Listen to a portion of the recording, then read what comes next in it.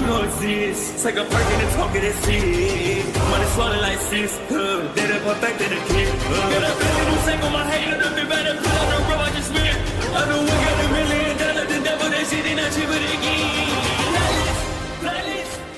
Hello and welcome back, fellow anime lovers, to MangaMuse. I am delighted to have you join us once again in the world of fanfiction and fantasy. This is the first part of What If Deku Enters Hazbin Hotel. Special note, this fanfic is written in a masterpiece of maxx69 on FANFICTIONnet. Do check and support the author too. Now smash the like, share and subscribe button for more. Also press the bell icon so that you never miss such great parts. Thanks for the introduction. Now let's dive into the world. Afterlife.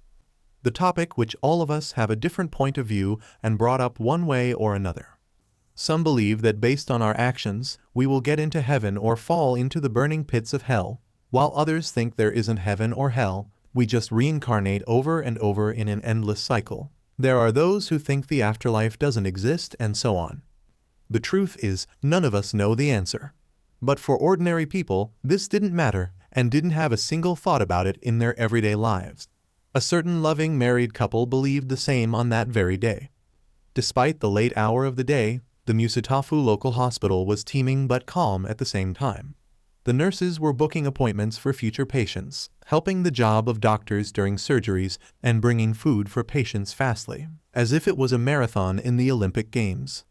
The doctors called the few waiting people who had to come to that time in, examined them. Then after the patient left the room, called the next one in, and this went on over and over again, repeating the cycle, while the rest of people were waiting for their turn in the waiting rooms. Izukumidoriya and her husband, Midoriya, were among those people. They were sitting on white, not so comfortable chairs in front of the door of the room of the gynecological doctor at the women's medical department part of the building, waiting patiently for the previous patient to finally come out from the doctor's office and let them go inside. Inko had a slim body, as was expected from a model such as herself, with green hair in a small and spiky ponytail and large, circular green eyes. She was wearing her casual clothes, which consisted of a pink shirt, a blue skirt, and white shoes on her legs. Her husband, Hisashi, had a slim body as well, but he was much skinnier and less muscular than his wife and possessed small yet noticeable bags under his eyes and sparse black hair. He was wearing a light red jacket with a yellow shirt under it, blue jeans on his legs, and black shoes on his feet. Inko had been searching for something in her blue bag desperately, gaining the attention of her husband. "What are you looking for in your bag, honey?" Hisashi asked curiously. "My phone," she answered. "I've been searching for it for like 5 minutes and I still can't find it. And I need it because Mitsuki could call me anytime, and if I don't pick it up, she's going to get nervous and my photographer is going to phone me about the next photoshoot at 1-800 HRS, and I don't want to miss any details from it, because it gives us more money and—" Inko enumerated nervously and frustrated, as she continued to look for her phone inside her bag. She would have continued her say if Hisashi hadn't shut her up by placing his thin left index finger on her mouth. This caused Inko to look at her husband, who was smiling at her. "Please, give me the bag," he requested kindly, offering his right hand. Without any question, she placed the bag into his hand while she was shaking her right leg up and down. After less than 15 seconds, he found the pink-colored cell phone and lent his right hand out once again, offering the communication device to his wife. "Here you go, honey," Hisashi said, as he gently placed the phone into Inko's hands. "Thank you, Hisashi," Inko thanked, still shaking his right leg in her nervousness. Hisashi couldn't bear to see his beautiful wife this stressed, so to know the source of it, he asked her worriedly, "What's wrong, honey?" Inko took a deep breath and sighed, to calm herself down. "Sorry, honey," she apologized. "I'm just worried about all of this. Your disease, the rent, and now this, and I still don't know what's the real reason why they called us in. I just wish everything could go back to how it was," Inko explained. 3 things. Those were the 3 things that made Izukumidoriya anxious for the most part recently. Since Hisashi was diagnosed with small intestine cancer, they had been standing on the edge paying of their rent, due to them spending most of their money on Hisashi to improve his health as much as they could, maybe even curing him, if there was a chance.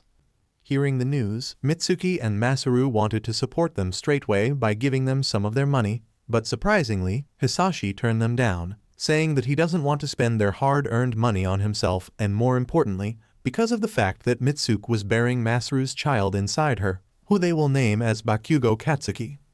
Lastly, the most recent problem of hers and the reason why they were in the hospital in the first place. Before Hisashi got cancer, he and Inko had been trying to have a child for 7 months now, but none of those actions ended with Inko getting pregnant. Naturally, this made Inko's worries much greater, and so, to find the reason why she couldn't become pregnant, she went to the doctor and examined herself. 1 week later, they were informed by the doctor the result had arrived, but they didn't say much on the phone, just that both of them has to come there. Of course, this not-so-informative phone call made Inko's nervousness even worse, but nonetheless, they went to the hospital, where the doctor's office was. Hisashi lifted one hand, which was closer to his wife's left leg, and placed his hand on it in a comforting manner. "Inko," he said, "look at me." Inko did as what she was told to and looked at her green-eyed husband, who curved a genuine smile on his face. "I don't care if there's any problem with you or your body at all, and I'm sure there isn't any, but if there is, it doesn't matter. The only thing matters is we are here for each. I know together we can get through anything that life throws in front of us. So please, do me a favor and stop worrying. It's not good for health to be nervous all the time. After all." Hisashi placed his other hand fondly on the surface of Inko's cheek. "It doesn't suit your beautiful face," he remarked. Inko touched her husband's hand on her face and appreciated his kind gesture. As she closed her eyes, she could feel her heartbeat slow, and the shake of her leg became slower as well, until it stopped completely. Sometimes, she wondered how she could deserve such a good man as him as her husband. "How can you stay always so calm?" Inko wondered calmly. "I don't know. Maybe I have a secret second quirk I don't know of," Hisashi joked. Inko giggled at her husband's joke. Inko couldn't tell in words how much she appreciated that it didn't matter what was or how bad was the situation. Hisashi never threw that humorous, lovable personality of his away. Even after he was diagnosed with cancer 4 months ago, he still stayed his old funny and positive himself. Unfortunately, their lovely momentum was cut short when the doors of the doctor's office opened and a brown-haired woman in casual clothes, looking relieved, stepped out of it and left the room. Shortly after, a man in a white coat, a white shirt under it, a blue, white spotted tie on his neck, black jeans, and black shoes on his legs stopped at the entrance of the room, with a clip-on hard binder in his right hand. "Next, the Midoriyas," he read out casually. "That would be us," Inko pointed out, as both of them got out of their seats. "Wonderful. Please, come in, and then we can discuss the results in much more detail," the doctor said cheerfully but with a little bit of nervosity in his voice, which he tried to hide and not to become noticed by the couple. Unknowingly to him, Inko did catch that nervousness in him and immediately started panicking, but she tried to sweep it under the rug, far away from her husband's eyes. Both she and he headed towards the entrance of the room when suddenly, Hisashi grabbed his stomach with both of his hands in immense pain. It lasted only for a few seconds but affected him long enough to get the attention of his wife, who immediately started to panic. "Hisashi," Inko exclaimed solicitously, "are you all right?" "You don't need to worry about me," he assured. "It didn't last for long. I'm fine already." "Are you sure? If you don't feel well, just sit down and wait here, okay?" she advised anxiously, since she knew this sudden stomach ache was because of his cancer.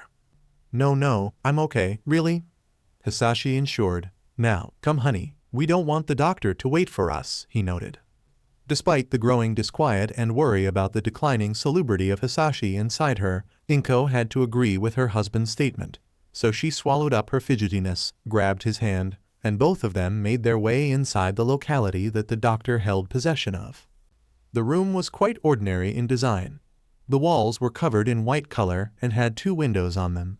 A blue, comfortable-looking medical bed was set at the right side of the room, parallel to the wall where the entrance door was. There was also a medium-sized, brown-colored table cabinet next to the bed, with a computer and a basin on it, and a mid-sized closet over it. Finally, 3 average, blue-colored chairs with wheels at the end of their legs, with one being placed behind the cabinet and the other 2 standing in the middle of the room.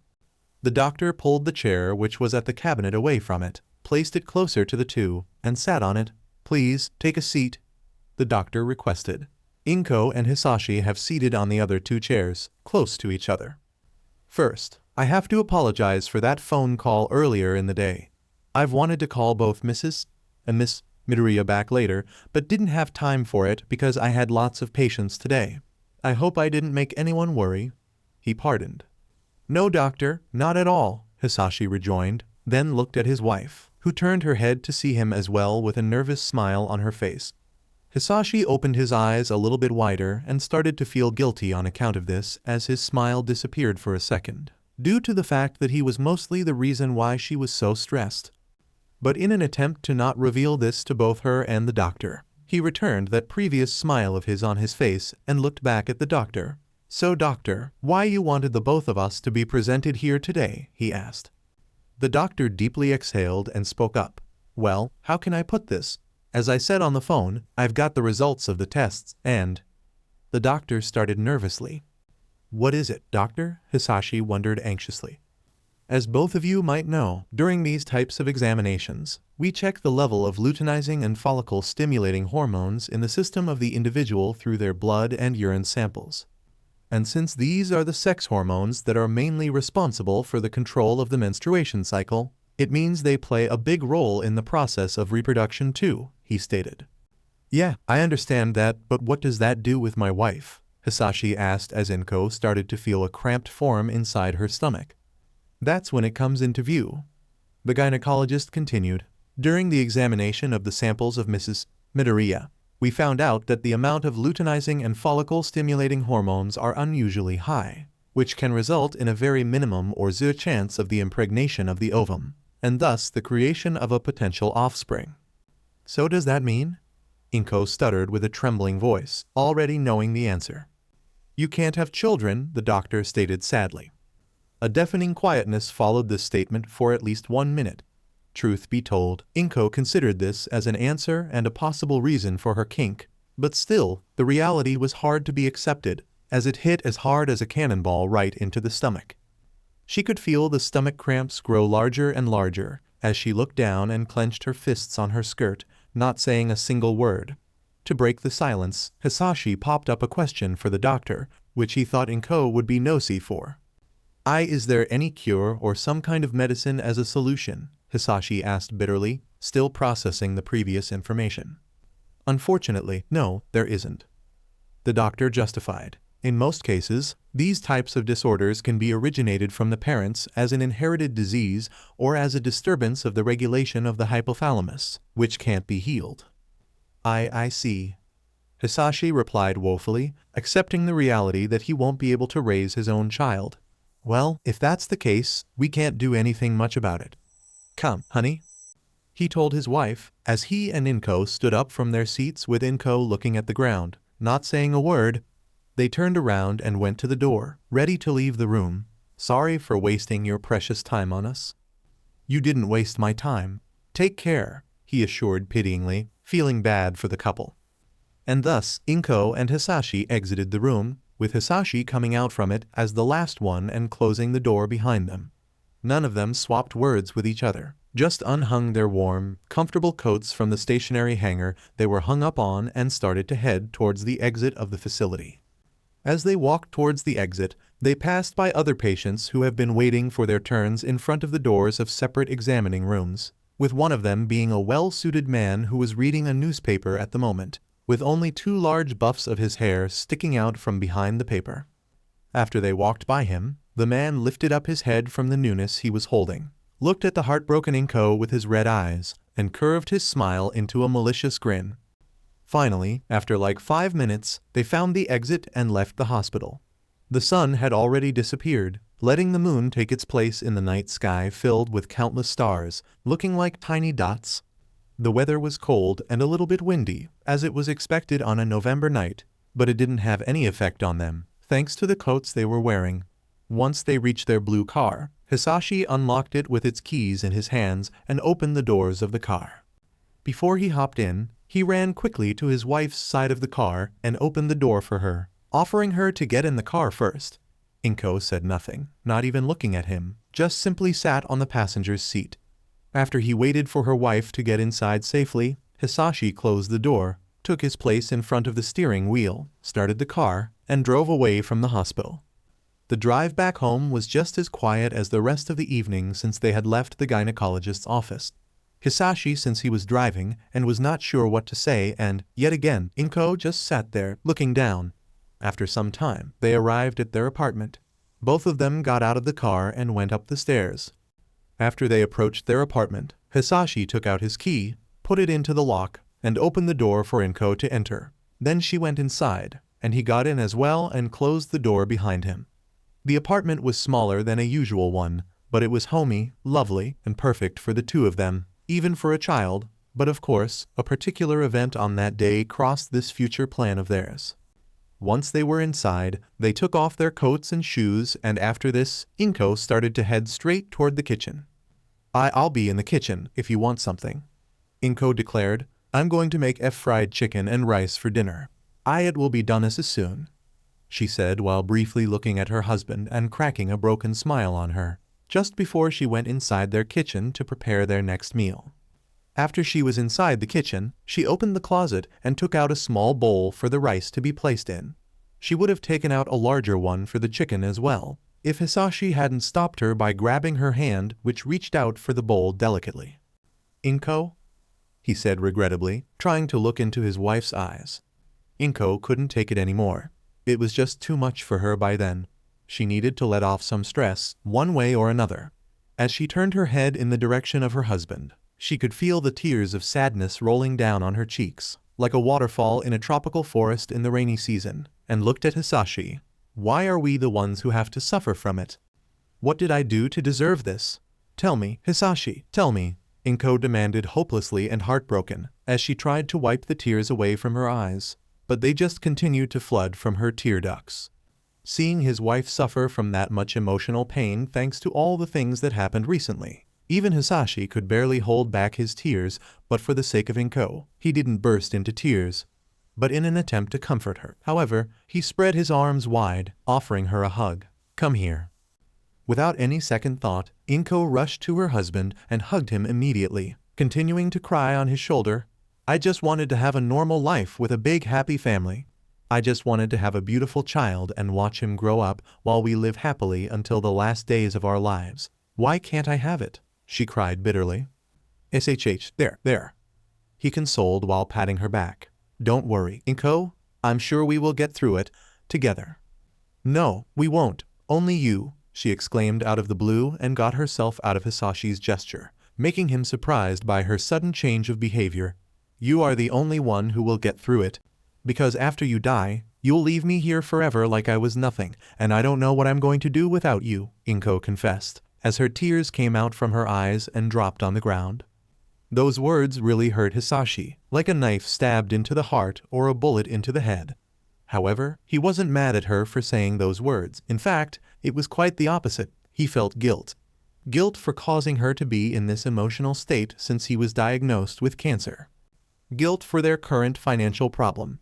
And guilt for thinking that he had never supported her enough, which, to be honest, was a big fat fucking lie because he always supported Inko both physically and mentally, which she really appreciated. But that wasn't what he believed.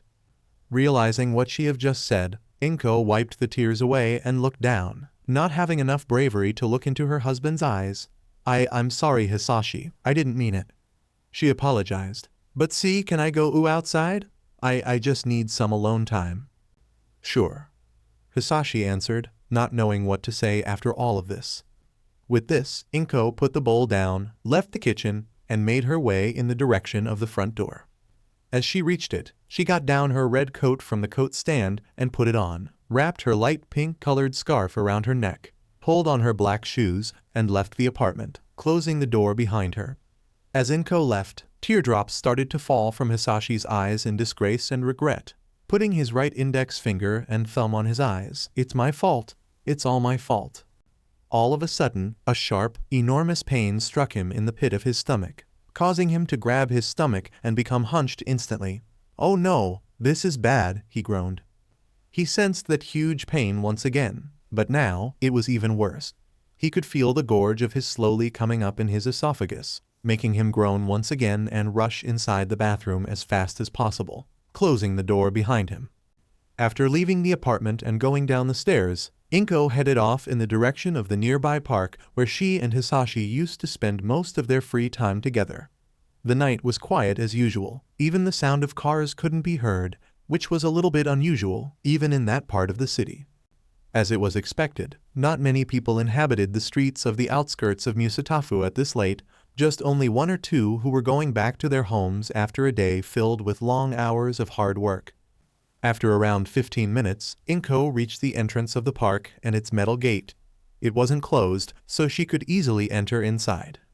The park itself was not anything special for ordinary folks. It was just a small, normal place for those who wanted to get closer to nature and have a nice, calm walk, which was able to be performed at nighttime, thanks to the few park lights who lightened up the park. But for Inko, it was one of the most important places of her entire life. It was the place where Hisashi proposed to her and she said yes happily. She was so happy on that day. On the happiest day of her life, she would have never guessed that just in 1 year and a half, things got this bad of a turn. As those memories flashed inside her head, she noticed a lonely bench bathing in the light of one of those park lamps next to it. She has decided to approach it and take it as her seat. Once she sat on the bench, she buried her face in the palm of her hands and started to cry quietly while she listened to the quietness of the night. But little did she know, she was not alone. Thanks to her being focused on her cry, she couldn't hear the sound of footsteps approaching her closer and closer with every single step. At last, once the individual had stopped, the stomp of those feet finally faded away, becoming numb right beside her. "Is everything all right, my dear?" a man asked with a rather strange voice, sounding like a man speaking through an old-fashioned radio. From her palms, Inko lifted up her head and looked at the person who was talking to her. His appearance was quite out of the ordinary. The man was tall in size, but not as tall as All-Might or Endeavor, standing at approximately 7 feet height, as Inko measured with her eyes. He had beige-colored skin, dark red eyes with red irises, and sharp, black pupils in them. His hair was mostly red, with a little bit of black at the tip of the tufts extending from the top of his head, looking like the ears of a deer, although Inko couldn't decide if those were his real ears or not. He also possessed a pair of small, black antlers on his head and a monocle at his right eye. He was wearing a red pinstripe coat with dark red lapels piped with white, which was ragged along the bottom hem. He was also wearing a bright red dress shirt under it, with a black cross on his chest, and long black dress pants. He had a black knotted bow tie with bright red in its center, black gloves on his hands with red color at his fingertips, and black pointed toe boots with deer hoofprints on the soles. But his most noticeable feature was that large, broad but unsettling smile on his face, grinning from ear to ear, showing off his dozens of sharp, yellow teeth. Realizing the fact that she was not the only one in the park, Inko quickly wiped away her tears and raised her head to look at the man, and assured him, "Why, yes, everything's okay. It doesn't seem like it to me by the looks of it," the man observed, his smile never disappearing. "And no, everything's all right, really," Inko reassured. Then the question that all people when they meet someone new popped up in her head, and asked the man, "Who are you?" "Ah ha ha ha ha, how stupid of me. I was so engulfed in the listening of the tranquility of this peaceful night, and with the searching for the source of the quiet sobbing that I even forgot to introduce myself properly. Please, forgive me for my rudeness. The name's Alastor," the man said cheerfully, referring to himself as Alastor. After his introduction, he extended his short-clawed right hand for a handshake. "Now, who can I honor in you, my dear?" With a little bit of hesitation, she accepted the gesture and shook Alastor's hand fondly. Izukumidoriya." "Well, Miss Midoriya, it is a pleasure to meet you." "Truly it is," Alastor cheered. "But please, allow me to ask you a simple question that bothers my mind since I had noticed you sitting on this very bench. What on earth is a gorgeous young lady like you doing outside this so modernish, but yet old park at a time like this late of the night?" he wondered inquiringly. Well, I just wanted to take a walk here to clear my head out after all the things that happened to me today. I've always thought a nice walk is perfect for this," Inko explained with a small smile on her face. "So true, my dear. I couldn't agree with you any better. There are few things more calming and relaxing than a late-night stroll in a beautiful park under the starry night. especially when it's the first for an individual to visit a Japanese one, such as myself. He chuckled jovially, followed by an imaginary laughter of a crowd. Wait, you're not from Japan? Inko asked with curiousness and surprise in her voice. Not at all, darling. In fact, I came here all over from the lovely state of Louisiana to Japan for the purpose of establishing a collaboration broadcast with the radio show of a hero called Present Mike and Mine. But unfortunately for me, he refused my offer. The radio demon explained. Inko raised an eyebrow in curiosity. So you're kind of a radio host? You could say that, he replied. But that's enough about me. What about you, darling? Why did you decide to have a peaceful walk on this dark night? Alastor asked as he sat next to Inko. As Alastor asked this, Inko could feel her waterworks start once again, but she tried to avoid it, due to the friendly stranger she have just met. Well, I don't want to talk about it. Oh, and what's the reason behind your decision, my dear? Alastor questioned. Because it's personal for me. Inko argified, down in the dumpster. Oh, come on, darling. It's always better to confess the feeling that pressures your heart so much like a rock to someone than just sealing it and keeping it away inside you from everyone. He pointed out comfortably. Alastor was right. How didn't she think about this solution? Of course, she could have called Mitsuki and Masaru to talk with them about it. But she didn't want to bother them with her problem, even though she knew both of them would help her without hesitation. And now, a stranger who she has just met told her the best thing she could do in that situation. But should she tell Alastor about her sterility? She had known him for like 5 minutes, but throughout this time period, he was shown to be a trustworthy, caring, and kind person. It was really painful for her to talk about her health problem, but she needed someone to speak about it aside from her husband. And now, there was a chance to do it. But the person she could pour out her soul to was Alastor, who she had met not long ago. As these thoughts ran through Inko's head, Alastor just sat there, checking his claws on his hand and waiting for her answer, until he spoke up. Well, I suppose if you don't want to talk about it, I won't force you to get it out of you. He noted, as he stood up from his seat on the bench and summoned his cane. Huh? Inko wondered in confusion as she snapped out of her thoughts. It was nice to meet you, Miss Midoriya. Have a pleasant night. The radio demon said, then turned around and began to walk away from her. He made only 5 steps when Inko shouted at him. Wait, she exclaimed forlornly. Inko couldn't see it, but Alastor's grin became wider in happiness, knowing damn well by her voice filled with slough and grief that she took the bait. He turned his head to the right and looked at Inko from the corner of his right eye, who was now standing in front of the bench, looking down at the sidewalk. I'll tell you. But please, don't tell it to anyone else, Inko begged despairingly. After her request, Alastor turned around fully and walked back to her. Why would I do that?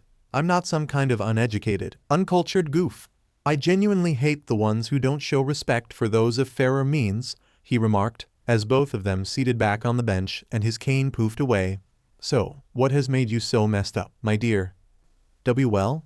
She started. Why, you see, I have a really kind, selfless husband who always cares about and loves me more than anything else in this world, always cheers me up when I'm upset, and makes me happy on every single day of my life. I still remember when we first met. I was at a party with my best friend and her boyfriend, and I was standing near the counter when he came to me and asked me up for a dance. After the party, we started to see each other more regularly. Then we started dating, and the next thing I knew was we were getting married. All of this only in 3 years. Can you believe it? Inko explained, as she smiled like an idiot and looked at the night sky. Yes, I can imagine it, darling. Judging by what you have told to me now, he must be a true gentleman.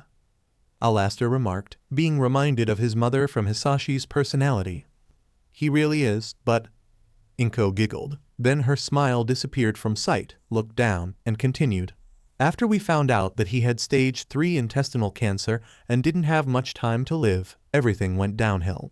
We spent most of our income on his treatment to cure him, but because of this, we couldn't pay our rent. And now we are months behind it, she said, trying to hold back her tears. Oh, what a pity. I'm truly sorry, sweetheart. Alastor commiserated, continuing to smile non-stop. Thank you, but that's not all. she added, because today, we went to the hospital to get the result of the examination of my blood and urine samples and they discovered that. What did they tell you, my dear? Alastor quizzed inquisitively. That I can't have my own child, Inko bewailed, while her waterworks turned on once again, due to the too high amount of two hormones in my body. I'm biologically incapable of bearing a child inside me, and thanks to this, I can never give Hisashi the son he wishes for, she confessed while trying to clean away the tears of sadness and sorrow. There, don't pipe your eyes too much, darling. Here, take this. Alastor comforted, handing over a textile handkerchief with the same red color as his eyes to her. Inko took the handkerchief which Alastor offered generously out of his hand and proceeded to blow her nose into it. I just wanted to thank him for all the things he had done for me by giving him the thing both of us wanted the most, but unfortunately, it will never happen thanks to me, Inko said, then proceeded to wipe away the droplets of tears from her face, with not much success. If only I could just give him a child somehow. There it was. The perfect opportunity. The perfect time for Alastor to drop the question. For him, this day in the world of humans was rather boring than eventful and exciting. It became even worse for him after that large, spiky, blonde-haired, speaker-wearer joke of a radio host heroine turned him down earlier the day, even after he offered to reveal to him what happened with his long-lost school friend all those years ago. But with Inko, it would be different. With her, this yearly visit of his in the mortal realm would be fruitful once again, and he could add a new card to his collection. And so, it was decided. He will ask the question which unknowingly to him will change his afterlife forever and will provide him with the most entertaining show he had ever seen, maybe even greater than the stock market crash of 1929. Alastor hummed thoughtfully. And what if tell you, I have a solution for your problematic situation. What? Inko puzzled as she cleaned her watery eyes with Alastor's handkerchief. I can free you from this lifestyle full of sadness and desperation. Free from those chains who keep you down at the bottom of the lake of unhappiness and don't let you breathe the air of light-heartedness, he said convincingly, as some kinds of red symbols began to float around him and ghost-like shadows became alive behind his back, observing the scene with excitement. All of this was witnessed by Inko, who watched it happen in awe. And instead, I can give what you desire the most. Give a healthy, beautiful little boy, who will give you happiness for the rest of your in this world. Give you the life that you would have never had, so to speak. Alastor remarked while Inko looked at him with sparkling eyes as a miniature version of hers, made out of green fog, appeared in his right palm with a small, happy child in its hands, hugging each other. So, what do you say, darling? Inko couldn't say even a single word. Alastor, the American radio host she had just met not long ago, was saying there was a key to her situation. It was too good to be true, even unrealistic, but it felt so off for her, so she didn't her guard down, although the deal sounded really tempting. I don't know, she answered unsurely. Of course, you don't have to trust in me. Alastor started. You can go back to your beloved husband to wait until he leaves this world and be alone on this one forever for the rest of your life. Or, accept my offer and become truly happy once more with your child by your side. With this, you won't be that lonely anymore, get what you want and make both of you delighted. He finished as he extended his right for a handshake once again, but this time, his palm emitted a green aura around and a huge gust of wind blew out of his hand, blowing Inko's and Alastor's hairs for a moment. Why would you do this? Inko asked unsurely and confused. Who wouldn't I? It is my duty to assist those who need my service, after all, Alastor remarked cheerily, pushing his hand a little bit closer to Inko. What are friends for? Inko looked at her hands, thinking about what to do, then clenched her fists and focused her attention on the radio demon with visible determination and seriousness on her face. If you do this, I want the child to look like Hisashi. And, if Hisashi survives, I want him to know nothing about this. So, it's a deal, then? Alastor asked as spinned his staff into his left hand and outstretched his right hand for a handshake once again. But this time, his palm emitted a green aura around it and a huge gust of wind erupted from his hand, blowing both Inko's and Alastor's hairs for a moment. Inko looked at Alastor's hand, then at Alastor, then at Alastor's hand again, She thought about everything that happened so far. Hisashi, her life with him, how he made her happy all of the time. How he sometimes told her how much he always dreamed about having a son, and how much she wanted to make his dream become true, and how many happy memories she had about him. Deal, she replied confidently, taking and shaking Alastor's hand in assent. Yes, Alastor cheered in evil joy. In that moment, all the confidence that Inko had vanished instantly when a green circle of magic appeared around her wrist. The circle moved away from her wrist up on her arm, to her shoulder, then slithered down to Inko's stomach and forced itself inside her. As it entered her body and slowly faded away, she started to feel sick more and more, until it disappeared completely and the demented feeling she had transformed into unbearable pain. It was so painful for her that it caused her to fall down from the bench to the ground and become hunched up while grabbing her stomach in immense pain. It was like her stomach could blow up in any moment. She was crying so heavily that her tears fill a dried lake, while Alastor observed the whole scene in enjoyment with a sadistic grin. After 5 minutes of struggling and torment, the pain had finally vanished. But unfortunately for her, it already had done what it had to do. Inko spread out on the cold sidewalk, lying on her abdomen which was hurting moments ago. Suddenly, her eyelids started to feel heavy and her vision became blurry. Before she fainted, she took one last look at the man who caused her to experience this amount of pain. When she looked at Alastor, she only saw his red eyes, with his irises turned into radio dials, and a large smile, larger than any normal human could possess, on his face. Until we meet again, my dear? Alastor chuckled without moving his mouth, followed by a peal of demonic laughter echoing in the air.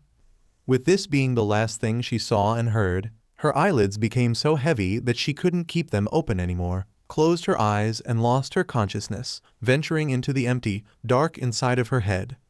Inko slowly opened her eyes, and as she did, she realized she was lying on the same bench she placed herself on when she came to the park instead of the sidewalk where she became unconscious as she remembered. As she sat up, she looked around the area, observing her surrounding. After she was sure that she was completely alone, she placed her hands on her belly, thinking about whether this deal thing was true or was it just a bad dream. She looked up to the clean, cloudless night sky and saw the moon shining its bright light down on her, looking just like it was when she left her home. The only difference was that it was higher in the sky, suggesting that a lot of time had gone by since she visited the park. Recognizing this, she recomposed herself, let out a sigh, stood up from the bench, walked towards the exit of the park, and after she left it, she began her journey back to her apartment. The walk didn't take too long, just a couple of minutes. As she arrived at the front door, she put her key into the lock, and before she turned it, she took a slight breath and let it out. Then, she unlocked the door and entered the apartment. "I'm back," she said in a low-spirited tone as she put her coat and scarf on the hanger. Once she was done with this, she walked to the living room. To her surprise, the room was occupied by no one. She looked around inside the room as fast as she could, but she didn't find any sign of her husband's presence. Not only that, she didn't notice the red, old-fashioned radio on the small table between the TV and the sofa. Understandably, the disappearance of her husband made her nervous and called out for her husband. "Honey? Are you here?" Silence. That was the only thing she heard. This, of course, just made her more anxious. In another desperate attempt to know Hisashi's location, she called out for him again desperately. "Hisashi, where are you?" Just as she said this, she noticed that a little bit of light coming out from under the door of the bathroom. She walked to the door and slowly pushed down its handle, opening it in the process. After she opened it, a horrific scenery was laid upon her eyes. Hisashi, her loving husband, was kneeling in front of the toilet unconsciously, with his head over the toilet bowl. "Hisashi!" she exclaimed as she rushed to his side. After she got next to him, she looked inside the bowl and saw blood in it. A lot of blood. As she saw this, she grabbed his right arm in an instant and placed 2 of her fingers on it in order to check his pulse. He was alive. She sighed in relief when she felt his heart's beating, but he still needed medical care. So she grabbed her phone and dialed the phone number of the ambulance. Thankfully, they arrived shortly after her call and took both of them to the hospital. After they arrived, they separated them quickly and took Hisashi to the intensive care to treat him as fast as they could and tried to stabilize his condition. During this, Inko called Mitsuki and Masaru and told them everything about the current situation, except her medical issue and the whole deal thing with Alastor. Hearing the news from Inko, whose eyes were getting watery as she spoke with them, they drove there faster than the speed of light, and after they arrived, Mitsuki embraced her with a big, strong hug, so strong that it could break every single bone inside her body. They asked her where Hisashi was taken, but just before she could answer, a doctor interrupted their conversation. He told them that they successfully stabilized Hisashi's condition and he regained his consciousness. However, he informed them with the tragic truth that thanks to his rapidly declining health, Hisashi didn't have much time to live. All of them were devastated upon hearing this, especially Inko. The doctor let them to check on him as many times as they wanted, which was exactly what they did after they were informed, and continued to do this for a while until 2 weeks later, the 27-year-old man called Hisashi succumbed to his disease. A few days after his funeral, Inko suddenly started to feel dizzy, and she asked Mitsuki to take her to a doctor. There, after the tests she went over ended, to the Inko's surprise, they found out that she had become pregnant. Mitsuki hugged her best friend without hesitation and was over the moon upon hearing this, not just because she was going to have a nephew, but because there was finally something to cheer Inko up after Hisashi has died. On the other hand, Inko was frozen in place, due to the fact that this confirmed that her deal with Alastor was true. During all that time, the bakugous tried to support her as much as they could, even after their son was born. And thus, after 9 months of pregnancy, the time had finally come for her to give birth to her child. One more, Mrs. Midoriya, a nurse, encouraged the green-haired woman who was trying not to faint from the pain. With one final push, the child was fully out of her birth canal, and it let it out to the world by crying as loud as it could. "Congratulations, Mrs. Midoriya, it's a boy," the nurse stated joyously. Can I see him?" Inko panted tiredly while trying to catch her breath. "Of course," the nurse replied as she cleaned off the blood from the baby's body with a white towel and wrapped a red swaddle around his tiny, fragile body. After finishing that, she walked next to her with the child in her arms and handed him over to his mother. "Here you go." Inko took her child into her hands and took a closer look at her son. Without a doubt, he was the most beautiful thing she had ever seen in her entire life. He had wisps of green hair on his head and small freckles on his face. He didn't open them, but he had green eyes as well, just like his mother. She knew in that moment that it didn't matter what way he was born or how he looked.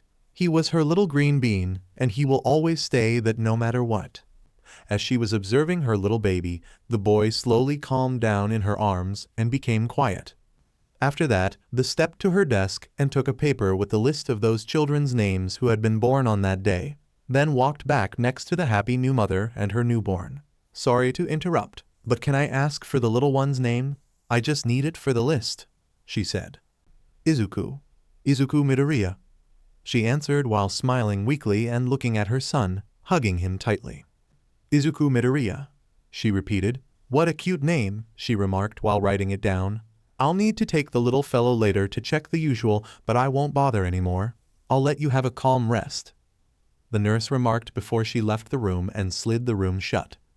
After watching her leave the room, Inko kissed Izuku on his forehead and cooed, "I love you, Izuku." Meanwhile, in hell, the whole scene was listened by Alastor, who was sitting in an armchair with small spikes at its sides in front of a fireplace. As usual, he had his iconic smile on his face, while on both of his sides, he was accompanied by other 2 armchairs which were teleported there by him for the 2 other demons who were in the same room as him. One of them was an anthropomorphic cat demon with black and white fur, red wings, a red bow tie, a black top hat with a red hatband and a golden button-like decoration, and black suspenders over his shoulder. The other was a female, small one-eyed cockroach demon with pink hair with a yellow highlight in it and a 1950s made dress with a white apron and 3 dripping splotches. The Cyclops was jumping up and down in excitement, while the cat demon was frozen in shock by all the things he heard and saw through the special radio's projection they were watching. The feline was the first to speak up. "You've got to be shitting me," Husk said in shock.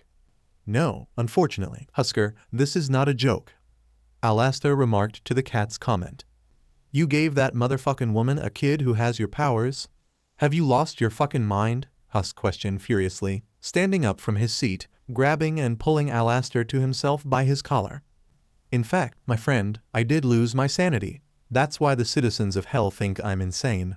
Alastor replied jovially as always, with the laughter of an imaginary crowd following his previous statement. Hearing the answer, Husk dropped him down in anger and sat back into his armchair. This is ridiculous. A half-demon boy in the world of humans? It sounds like a really bad joke. He grumbled under his nose. I have to make you sad, Husker, but this is not a joke. I did give a child to that poor woman. There's nothing to fuss about that. Besides, I was just only doing my part of the deal. She just need exploit every opportunity until her time to pay the debt. Alastor explained. Whatever. Husk answered as he opened his half-drunk whiskey. Do what you want with him. I don't care. He stated, continuing to drink his beverage. Suddenly, the cockroach demon gasped in surprise. I can't believe it. You have a son, Alastor, and he's so cute. I can't wait to meet him. Niffty cooed excitedly, jumping up and down in her. Me too, my dear Niffty, but I'm afraid we need to wait a little longer for that. Alastor said, looking back at the radio's projection. Really? Niffty cooed sadly. But don't worry, it will come sooner or later.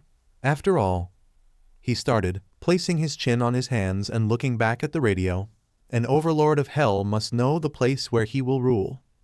Both of his servants looked at the radio with curiosity, even the grumpy Husk who didn't care much about it after he lashed out at Alastor. There, they saw the now asleep Inko with the sleeping Izuku in her arms. Although none of them said it out loud, but all three of them agreed on the same thing. This kid is going to be very special. It was a hot, summer day afternoon, with few clouds in the sky. Most of the people were doing their usual daily routines, shopping, having a date, hanging out with friends, just having a good time in general. But this couldn't be said about the young Izukumidoriya. He was standing in the middle of a playground with teary eyes, and he was wearing a slightly green shirt, dark green shorts, white socks, and his signature red shoes. But he wasn't the only child on the playground. There were other 4 children around him. One of them was behind him, kneeling on the ground with both of his legs and holding his right arm, crying in pain. The other 3 were in front of them, with the child in the middle a little bit closer to Izuku. From Izuku's perspective, Tsubasa, the plump small child with a tank top, green shorts, and sandals, was standing on the left side, while the other kid on the right side was wearing a blue baseball, a yellow jacket with a blue shirt under it, light blue shorts, and brown shoes. Finally, in the middle of the group, there was the spiky-haired Katsuki Bakugou, Izuku's best friend and #1 bully. That's me, Kaken. Can't you see he's crying? Izuku said with his young, trembling voice while shakily taking up a fighting stance, preparing for the upcoming battle. If you keep going, I'll never forgive you. The 3 boys weren't even fazed by this, just activated their quirks, with Tsubasa sprouting 2 red, dragonic wings and raising into the air, and with the other kid lifting his left towards the sky and extending all of his 5 fingers on it. Even though you're quirkless. Katsuki started, hitting his right hand to his left palm, creating a small explosion as his right hand landed. You're pretending to be a hero, Deku? Katsuki finished with a big, cocky smile on his face. That was the main reason why Izuku was bullied in the first place. His quirk hadn't come to the surface since he turned 4 years old a few weeks ago, and, although it didn't mean he was quirkless, it didn't stop Bakugou, who became more cockier and cockier after he got his quirk, and his buddies to bully him because of his possible weakness. The young green-haired boy stepped back in fear as the 3 kids charged toward him and started to beat him to the ground. After they finished their little beat-up, Bakugou and his friends got bored and left the playground, leaving Izuku lying on the ground full of bruises all over his body. After the kid who he tried to defend left as well, he stayed on the ground until sunset, then managed to stand up, and with some of his injuries still visible, he decided to walk back to his home while looking down at the ground sadly. After some time, he reached the same apartment he always came home to every day, slowly went up the stairs, and got in front of its front door. With his tiny right hand, he grabbed the door handle and pushed it down in order to open it. After he opened it, he stepped inside and entered his home fully, closing it behind him. Hearing someone opening and closing the front door, Inko spoke up from the other room to greet his son. "Welcome home, Izuku. Did you have food?" Inko asked kindly as she stuck her head out the doorway leading to the other room, but quickly stopped in her words when she saw how Izuku looked. "Hi, Mummy," he said dejectedly as he raised his head and looked at his mother. "Izuku," she exclaimed worriedly as she rushed to her son who was covered in bruises. "What happened to you? Are those bruises?" I fell when I was playing with Kei Kaken at the playground," he replied, feeling a bit bad for lying to his mother. Inko let out a sigh and calmed down her nerves and looked back at her son. "Be careful next time, Izuku. I don't want you to get hurt," she suggested. "Okay," Izuku replied with a sad voice. "Now come, dinner is almost ready. It will be your favorite," she said, smirking as she said this thanks to her already knowing how her son was going to react to this statement of hers. Hearing this, all the sadness Izuku had instantly vanished and his face lightened up with happiness and joy. "It will be Katsuden." Inko giggled at her son's behavior. Yes, it will be Katsuden. But before that, go wash your face and your hands," she advised. "Okay, Mommy," Izuku answered excitedly and ran towards the bathroom door which he fastly opened and closed behind him, while the whole scene was observed by his smiling mother. After entering the bathroom, he headed to the washbasin and stepped up on the white step stool to reach its faucet and open it, letting the water to flow from it. Firstly, he washed the remaining dirt and sand off of his tiny hands with a little amount of soap, just as his mother taught him, then proceeded to clean his face using a little bit of water.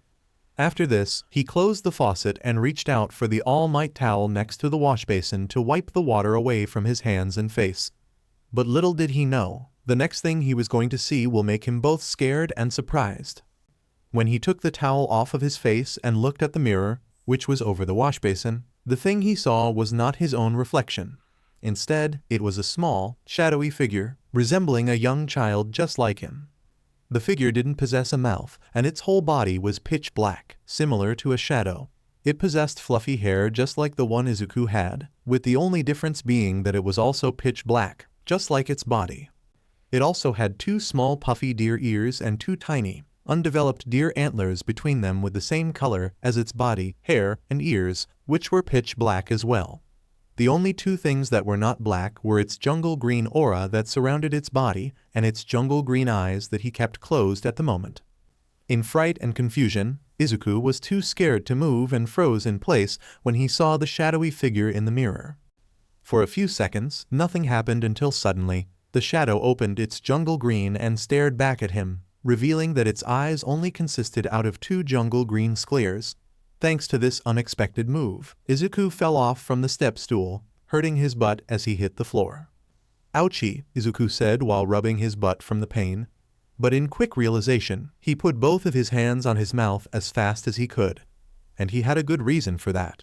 What if that thing hurt him? What if it will come out of the mirror? And what if it will hurt him and his mom?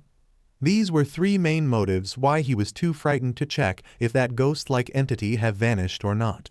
But at the same time, a strange kind of curiousness and excitement due to one simple thought: what if his quirk had been finally activated?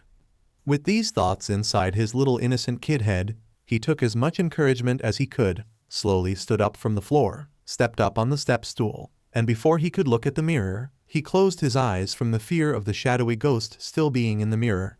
He waited for a few seconds, then slightly opened his right eye to take a peek at the mirror. The entity was still in the mirror. He immediately closed his right eye as he saw the ghost-like shadow. He waited a few seconds, then opened his right once again, now fully. The shadowy figure looked back at him with its right eye closed and its left eye open. Izuku opened his other eye, and so did the entity. Seeing this reaction from it, an idea popped up in Izuku's head, and to test it, he slowly moved his head left and right while never taking off his from the shadowy being, which did the same moves as him. This little experiment made him realize something that both surprised him and caused him to feel agitated. It was mimicking his moves, just like a normal mirror reflection would do. As another test, he raised both of his hands in front of him and moved all of his fingers in front of him, while observing the ghostly shadow as it followed every move he did. Then, he lowered his left hand and waved with his right hand to see if it still continued to mirror his movement, which it did. While doing these experiments, he became more and more jumpier and less frightened. even larking by sticking out his tongue and doing some childish dancing, which only consisted out of some wiggling with his arms and jumping up and down. While he was fooling around, the shadowy entity followed his every move, even the tongue stick out with its jungle green tongue and the small dancing with its pitch black arms. Lastly, he jumped into the air a little bit, and while he was in the air, he turned his back towards the mirror and started to count. But instead of copying Izuku's move, the ghost-like shadow came out from the mirror and went closer to Izuku, floating quietly just a few centimeters away from his green-haired head. After counting to 10, with a big smile on his face, Izuku turned around and was immediately startled by the shadowy being's closeness, causing him to fall down from the step stool once again. "Oh," he spoke after hitting the floor and closing his eyes from the pain. While saying this and keeping his eyes closed, the entity slowly levitated in the direction of Izuku. After he opened his visual organs, he was greeted by that strange being right away. "Please, don't hurt me," he demanded as he crossed his arms in an X shape in front of his face. He waited for the upcoming attack to come from it, but to his surprise, nothing happened. Izuku slowly opened his eyes and lowered his arms a little, realizing that the shadowy entity didn't move from its place one bit. The more surprising thing was that it even had an expression on its face full of worry, judging by the shape of its eyes. The shadow offered its black right hand to the child he had just scared to help him get to his feet, who, by this, shut his eyes even more and raised his arms in front of his face once again. It immediately stopped in its tracks, but didn't pull back its hand, didn't go closer to the small child, and didn't disappear from the room thanks to being concerned for the kid's safety. After all, what kind of shadow it could be if it didn't serve its master right? Izuku lowered his guard a little bit just like his arms and opened one of his visionary organs and took a look at the being that was floating in front of him motionlessly. After staring at each other for half a minute, still a little bit afraid, Izuku gulped and opened his mouth and other eye and spoke up. "So, you won't hurt me?" Izuku wondered apprehensively as he took his eyes upon the shadowy ghost. In response, the entity answered with a no by shaking its head left and right and moving its hand towards Izuku closer on the purpose of helping him up. Izuku looked at the black hand with short, black claws on it, and after a short amount of time, he shakily extended his right hand and grabbed the shadow's hand. To his surprise, when he touched its hand, the entity didn't hurt him. In fact, after it grabbed his small hand, it helped him to stand up to his feet. After standing up, Izuku and the shadowy being just stared at each other, with its face still showing a worried expression and Izuku isn't knowing what to say. The ghosty shadow lifted its right arm and pointed at him with its forefinger, confusing Izuku with this act. He became more confused when it closed its index and held up its thumb. It repeated the act the same 2 times after it saw its master's confusion, until the little Izuku figured out what it tried to say. "Are you asking me if I'm okay?" he asked wonderingly. As an answer, the shadow nodded with its head. Followed by an awkward silence followed until Izuku asked the question which was crucial for him to know the identity of this thing. But who are you? He wondered. To his question, the worried face of the shadow disappeared, and it slowly raised its right hand once again with its right index finger. It pointed at our young main protagonist. After that, it turned its wrist and pointed at itself. After trying to understand what it tried to say to him, resulting in Izuku to understand what it tried to tell to its master. Are you saying that you're me? The shadow shook his in disagreement and repeated its previous act 2 times, which caused an idea to pop up in Izuku's head, which caused him to widen his eyes in shock and jolt. Are you trying to say that you're my quirk? The shadow rapidly nodded with its head to Izuku's guess, confirming his idea. Seeing this, every trace of fear had instantly vanished from the young boy, and pure fury took its place inside him. The largest, happiest smile he had in his entire life enveloped his face, and his eyes shined bright from excitement. He even began to jump up and down in joy like a small child would do who he was, while the shadow with a happy expression on his face celebrated with him as well by flying all around the room, not knocking down anything in the process.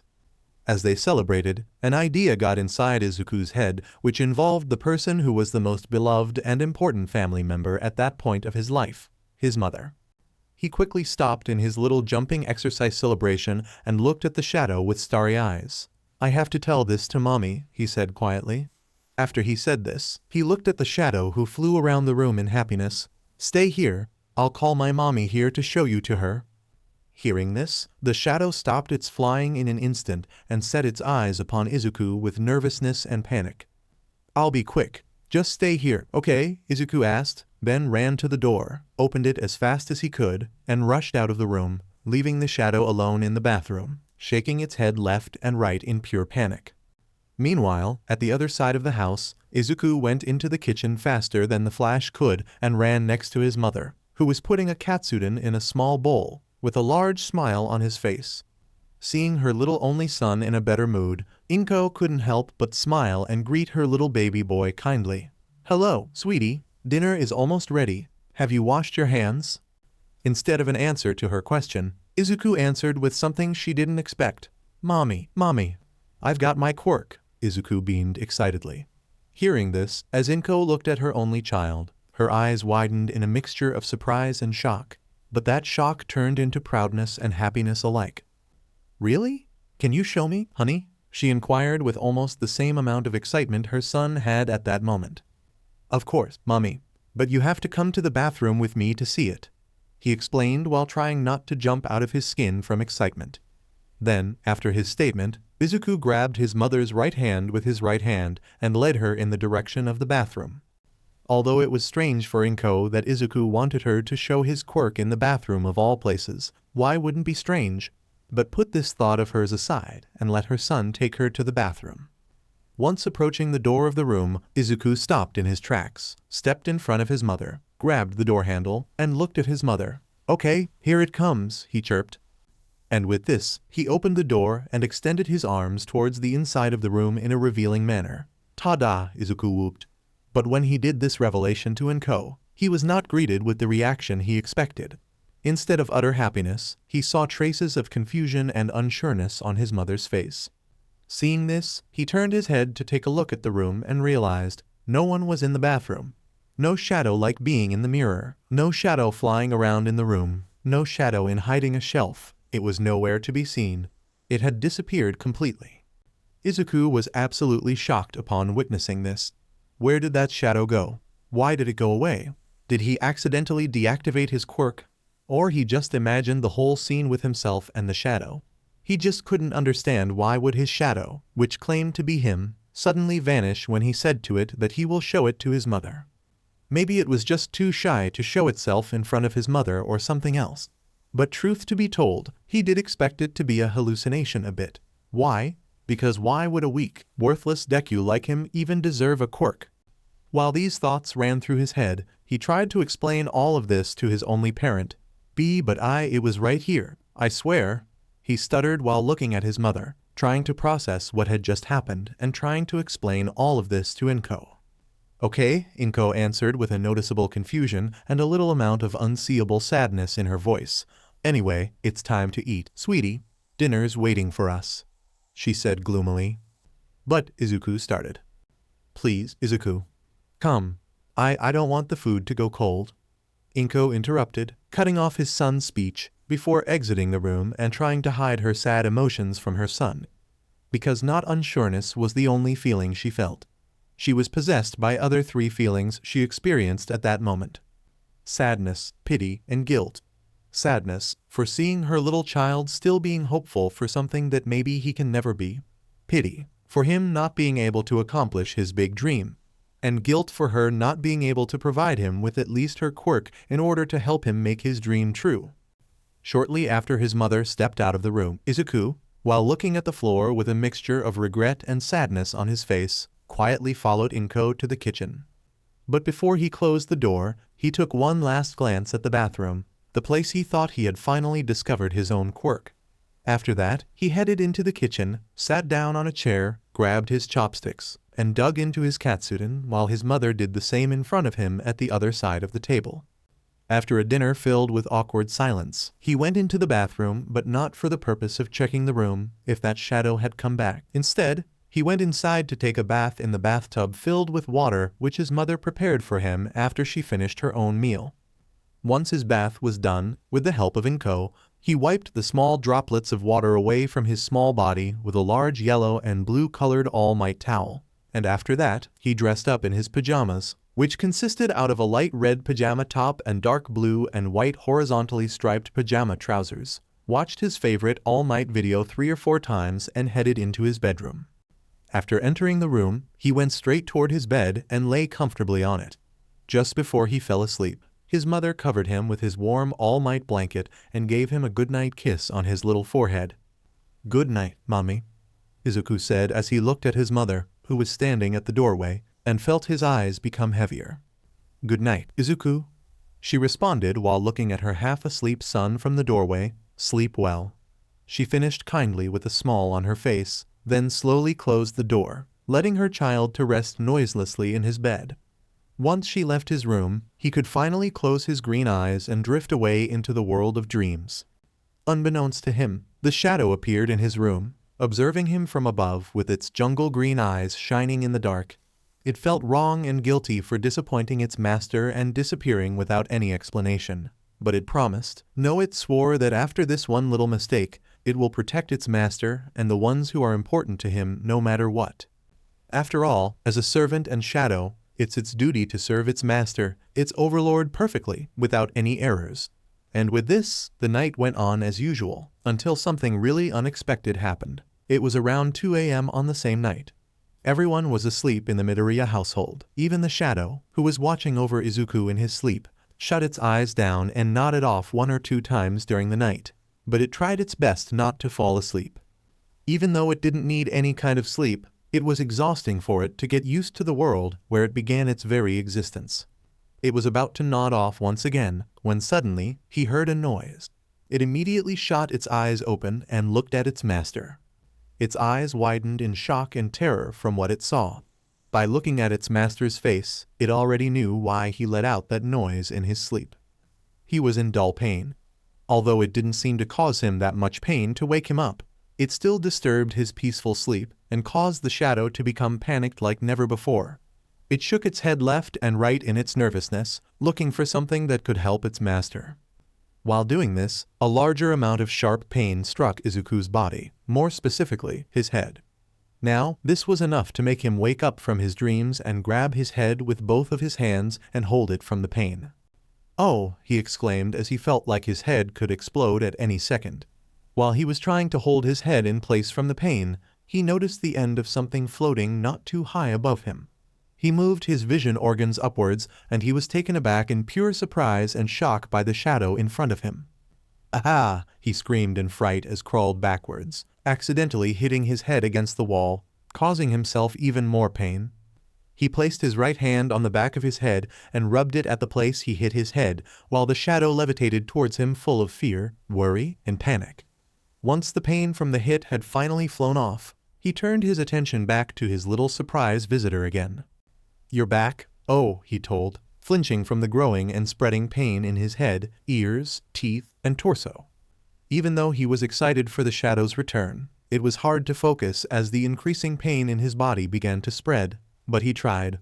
"Where have you been?" "Oh," he wondered as he tried to ignore the growing pain inside him, now affecting his arms and stomach, which he tried to ignore, but to no avail. He grabbed his stomach in agony and proceeded to make his waterworks begin their job, letting a few tears of misery exit his eyes and roll down on his cheeks. Despite this and his changing teeth, he was still capable of speaking to the shadow. I thought you won't see come back." "Oh," he remarked with a small, painful smile on his face when an even sharper pain struck his whole body, even at the end of his legs. He couldn't take it. It was too much for his little body to handle. He was now in so much pain that he could barely move or speak. But with all of his power, he took a look at the panicked shadow, and with his tear-filled eyes and painful expression on his face, he half-consciously asked the shadow for one single thing. "Please, help me." Hearing the request, no, the order, it flew through the door of his room without hesitation and left Izuku, who was now lying on the bed at his side, grabbing his head in a fetal position, inside it. After that, the shadow performed a sharp turn to its right and entered the next room to Izuku's, which was Inko. Once the shadow was inside, it saw the sleeping Inko lying in her bed on her right side. It moved above her and tapped her left shoulder as fast and as many times as it could, causing Inko to wake up. When she opened her eyes, turned the lights on, and saw the shadow above her body, she screamed in fright, and in defense, she jumped out of her bed and grabbed the lamp next to the bed, using it as a weapon to protect herself from whatever the thing that was floating in front of her. "Who are you?" she exclaimed in fright as swung the lamp like a baseball bat in order to hit the shadow in front of her without any success. While attacking the shadow, it successfully dodged every move Inko did, except for one hit, which came through its body, like it didn't have one. This shocked Inko, causing her to stop her attacks, letting the shadow to finally fly to the door of her room and go through it, leaving her inside. "Hey, come back!" she demanded as she ran to the door. Once she was in front of it, she cautiously opened the door and peeked out of the room. After she lightened up the hall with a switch on the wall next to her room's door and stuck out her head from the room, she turned her head to the left, thus taking a glimpse of the shadow like being entering her son's room by flying through his room's door. As she walked guardedly to the entrance of her son's room, she was worried for Izuku. What was that shadow-like entity? Why was it here? Why did it fly inside hers and Izuku's room? What if it's going to hurt her little boy? She must stop the shadow from doing this if that's the case. She must protect her little broccoli head from everything that was dangerous for him, no matter what. At last, with her deliberate steps, she had arrived at Izuku's room. She grabbed the handle of its door and slowly pushed it down until it let out a clicking sound, indicating that she was now capable of entering the room. She opened the door inwards, letting the light from the hallway shine inside and offering her a sight of the room and its insides, and what she saw shook her to her very core. In the room, she saw the shadow floating over the Izuku, who was clearly suffering and was curved into a small ball of torment. Upon seeing this, her parental instincts kicked in and jolted towards Izuku and the shadow faster than any other person on earth. "Izuku!" Inko cried out as she dropped the lamp out of her hands and ran to her little broccoli head and kneeled next to him in order to check him. "What's happening to you? Are you all right?" she asked desperately. "I can't move, Mommy. It hurts. I'm scared," Izuku answered as he struggled to speak due to his mouth and teeth being hurt. "Please, Mommy, help me," he craved weakly while tears of pain went down on his face. Hearing what Izuku asked for, she immediately extended both of her hands and carefully picked him up into her arms, holding him like a mother would hold her newborn child. During all of this happening, the shadow anxiously observed the whole scene, worrying for its master's condition and looking for any chance to help both him and its master's mother. "You need to get to the hospital," she remarked, then rushed out of the door with Izuku in her arms and the shadow closely following her. Once she was out of the room, she ran towards the living room with the shadow trying to keep up with her. After entering the living room, she turned on the lights and put Izuku down on the sofa leisurely, trying not to cause him any more pain. Then, with the shadow following her behind, she ran back to her room and started looking for clothes for herself to wear outside on the streets. The reason why she hadn't searched for clothes for Izuku was because if she had put clothes on him, he would have to move and thus causing himself even more pain. She just planned to cover him in some warm blankets as long as they were out. While looking for clothes for herself and blankets for her little boy, to her surprise, by seeing how she was acting, the shadow actually helped her collect some comfortable clothes by taking them out from her wardrobe and bringing them to her, offering them to wear. After dressing up, she took a red blanket and ran back to Izuku and covered him with that red blanket, then jolted in the direction of the front door to put on her shoes. After she was done with putting her shoes on, she rushed back to the suffering Izuku, who was watched over by the shadow, lifted him, ran back to the entrance door, and took out her keys in an attempt to open the door. With her shaking hands, she tried to put it into the keyhole, but in her nervousness, she accidentally dropped the keys on the floor. She was about to pick it up, when the shadow grabbed it instead, placed it into the keyhole and rotated it, unlocking and opening the door for all three of them. Thank you." Inko remercied, then ran out of the apartment, down the stairs, and towards her car, while the shadow closed the apartment's door and proceeded to catch up with them. After they reached the car, she opened the door at one of the back seats. She gently put him down on the seat behind the driver's seat and buckled him. When she was about to close the door, the shadow flew into the car, taking the seat next to Izuku. After the shadow entered the car, Inko closed the door, opened the door to the driver's seat, fastly sat on the seat, buckled herself up, put the car key into its place, started the engine, and drove in the direction of Musutafu Local Hospital as fast as she could while struggling to hold her tears back. She needed to get him there. She couldn't lose her little boy, her only living blood relative, the reason why she was capable of smiling, working, and feeling happy in her life since Hisashi left this world. She had already lost her parents and her husband. She could have never let that happen to her son. Never. After a 10-minute-long trip, which felt like 10 hours, they arrived at the hospital. Inko despairingly searched for the nearest parking lot, which was found not long after they got there.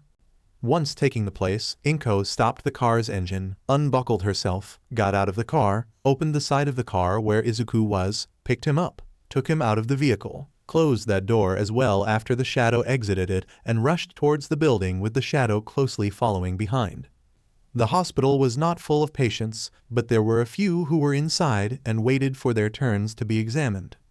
The nurses did their routine jobs, helping patients and doctors when suddenly, the peaceful atmosphere was interrupted by a dismayed woman barging through the entrance and into the building with a green-haired child, who had a red blanket on his body and was clearly in massive pain, in her hands and a shadow-like being behind her back.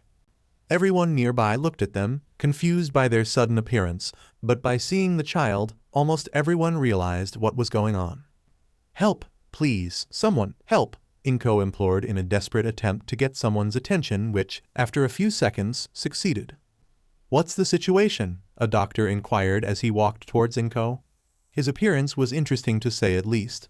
He had gray skin, 6 arms, 4 eyes, and 2 antennae on the top of his head. But in the world of quirks, this look was quite usual. He was wearing a white coat with a white shirt under it and a black tie on his neck. He also had white jeans and black shoes on his feet. "My son is in constant pain and it won't go away. Please, help him," she demanded worriedly, fighting against her tears. The doctor took a look at the suffering Izuku and knew 100% that she wasn't lying. "Quick, follow me, ma'am," the doctor advised, then looked at a nearby nurse. "Akari, bring painkillers and infusion to my office in an instant," he ordered with determination in his voice. "Yes, sir," the nurse responded, sharing the same tone as the doctor, then rushed deeper into the building of the hospital, possibly towards the room where they kept the medicines. With this, the doctor ran off into the hallway on the right and jolted towards his office while Inko with Izuku in her arms and the shadow tried to keep up with him. 2 minutes later, they arrived at the doctor's office, which the doctor unlocked instantly as they got there, letting himself, Inko, Izuku, and the shadow in. His office was an ordinary one and looked similar to the one Inko and Hisashi were in almost 5 years ago, but Inko didn't care about it. She just wanted the thing that every mother wanted most. She wanted her child to be safe, healthy, and not to be in danger. The doctor quickly sat on his chair with small wheels on its leg and proceeded to roll next to the medical bed that was in the room and on which Inko lay Izuku.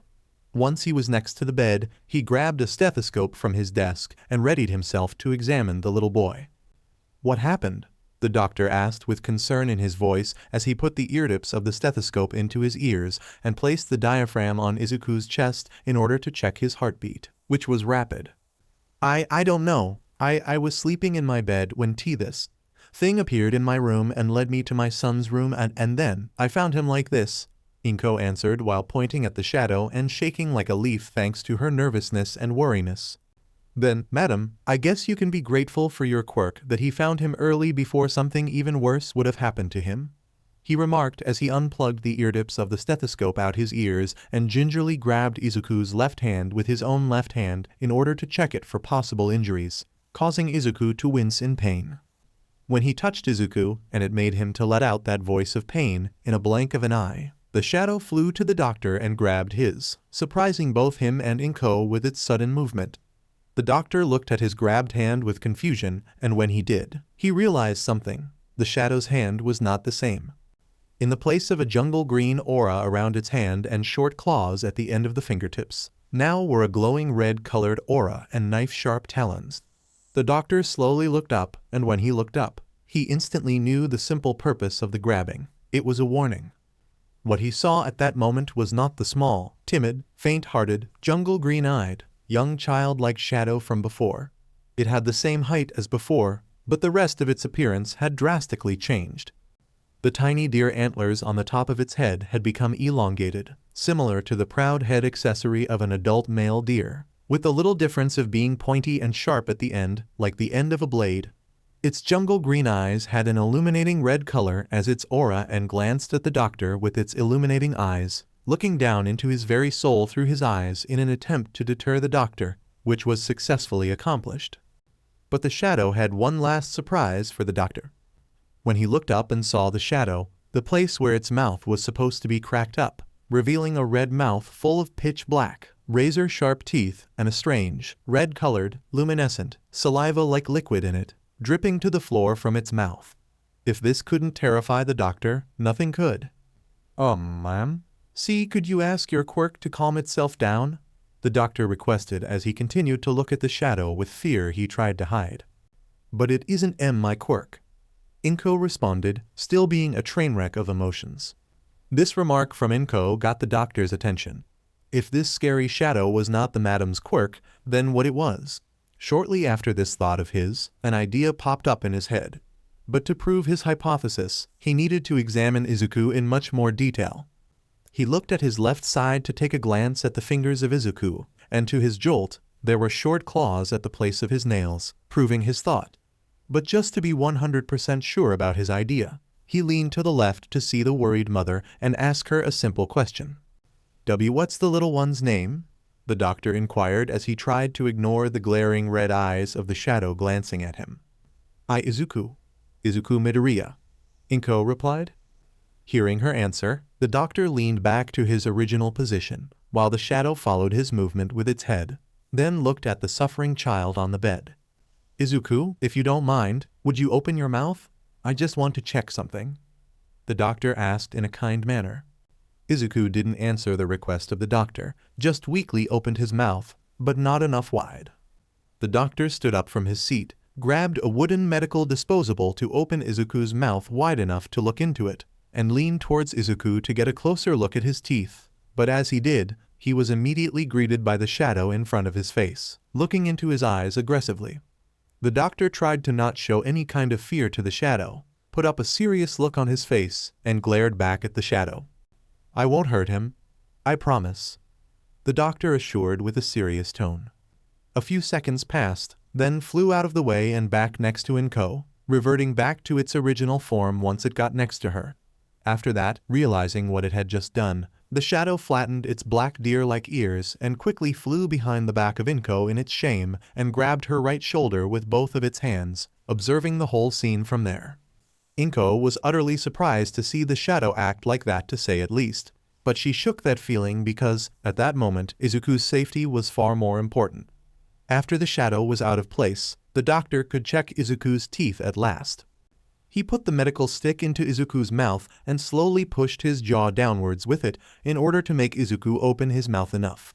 Once Izuku's mouth was fully opened, the doctor looked inside, hoping for both finding the cause of Izuku's suffering and another proof for his theory. And what he found was quite interesting. Oh my, the doctor remarked in amazement. Are those sharp teeth? Inko puzzled in shock and worry. There were sharp teeth indeed. At the back of his mouth, he didn't possess the normal grinders that humans had. Instead, he had pointy, razor-sharp teeth as moral teeth, while the rest of his teeth were still untouched, indicating that the grinders had transformed earlier.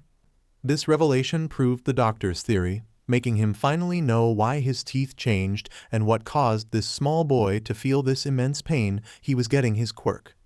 Yes, they are. The doctor reassured as he removed the medical stick from Izuku's mouth, letting him close it. So Doctor, what's happening to my son? Inko asked solicitously. I believe that your son's getting his quirk. The doctor replied casually, like it was nothing. What? Inko questioned in utter shock. Yes, ma'am, you heard me correctly. And as far as I'm concerned, it's a mutation quirk, the doctor explained while Inko listened to him in silence. But you don't need to worry. We're going to give him some painkillers and infusion to make his transformation more bearable, but he has to stay here overnight. We'll take care of him, he assured. Oh, okay. Inko responded, saying the only word that could come out of her mouth due to her still being in shock and experiencing a particular emotion aside from worriness and nervousness, remorse. How could she doubt her own son? What kind of was she just by thinking that? How could she call herself a mother from now on? She had to apologize to him. But what if he didn't forgive her? What if he was so angry at her for not believing him that he'll forgive her? But she had to try. She snapped out of her thoughts when suddenly the door got opened by a nurse who identified herself as Akari, bringing painkillers and infusions inside on a rolling cart. Both Inko and the doctor looked at the nurse and the doctor adopted a smile.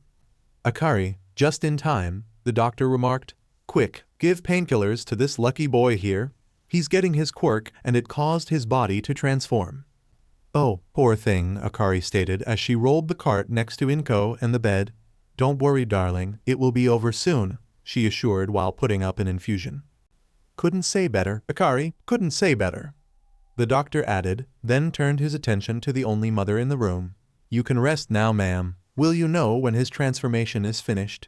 You can wait at the reception near to the entrance or—" The doctor started. "I'll wait there," Inko cut off the doctor and replied without hesitation, unknowingly sharing the shadow's decision. "All right, do as you wish," the doctor said, then turned his head to the right and focused his attention back on Izuku. Once they finished speaking, Inko proceeded to turn around and head towards the door in order to get out of the room. But when she was about to rotate her body, the shadow flew out from behind her and floated over Izuku, guarding him from anything that could possibly hurt him while not interrupting the nurses and the doctor's work. Inko, truly not knowing how to react to this after everything that happened on that night, fully turned around and headed to the exit. Before she got out of the room, she turned her head and took one last worried look at her son, surrounded by the two medical workers and the mysterious shadow, and exited the room, closing the door behind her. After she left the room, with her normal steps while staying silent, she reached the reception and took the nearest seat right next to the hallway. Once she sat down, she felt like her body had turned off. She could feel her eyelids heavier and her body become more relaxed. She knew she had to stay awake for her son. She tried to do it with all of her remaining, but her body said otherwise. That day was just too much for her. She needed to rest. With the last of her strength, she blinked one more and thought about Izuku's safety, before closing her eyes and falling asleep, tilting her head a little bit forward in the process. So alright folks, that's all for today. Stay tuned for part 2. Do subscribe, like and share for more such videos. Also check out the story and author MaxX69 on FANFICTIONnet. Press the bell icon to be notified first on release. See you in the next video. Till then, goodbye.